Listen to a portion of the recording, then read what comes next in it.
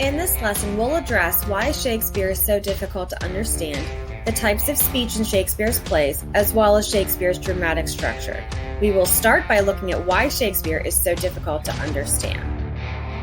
3 reasons Shakespeare is difficult to understand. 1, he's using words that no longer exist. It's like reading a foreign language. 2, plays are meant to be performed, not read. Body language and expression are imperative to understanding. And finally, he makes a lot of jokes, and they are full of context that we don't understand. So what can I do to actually help understand? First, familiarize yourself with the foreign words and phrases like doth, thine, high, and then watch a production of the scene. Those visual cues and the actor's movements will help make sense of what's happening. And finally, and I can't stress this enough, don't think you're going to comprehend every single word. Instead, focus on what you do understand and make connections from there. For example, if you look at this speech from the tragedy of Julius Caesar, you might think, oh my gosh, I have no idea what is happening. Slow down, pay attention to what does make sense, and go from there.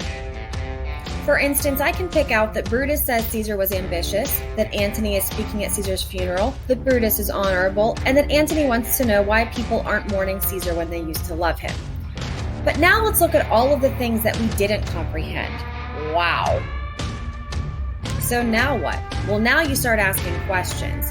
You want to know, why does Antony keep saying Brutus is honorable? You want to know, what tone of voice does Antony have? Is he angry, sad, both, neither? And then you're going to go back and read to make those connections. That will help your comprehension.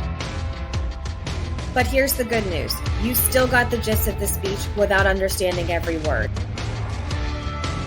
Now that we know how to approach Shakespeare, let's dive into the specifics. First, we'll look at the types of speech he uses.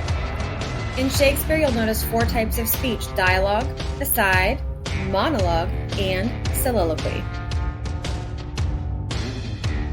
Dialogue is when multiple characters have a conversation and others can hear and respond. Aside are things characters say that not everyone is meant to hear and reveal secrets. Monologue is when one character delivers a long speech in front of others, and a soliloquy is when one character delivers a solo speech that reveals secrets not heard by others. What kind of stories will these types of speech be telling? Let's finish this lesson with structures of Shakespeare's plays. Comedies end happily and revolve around a love story. Tragedies end in catastrophe, your tragic hero will die.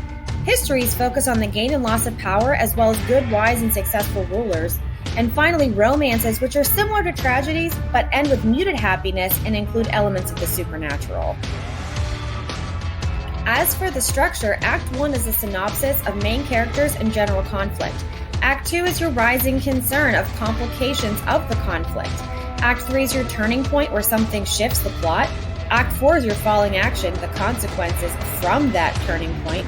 And Act 5 is your climax and resolution. And with that, good luck with your Shakespeare reading experience.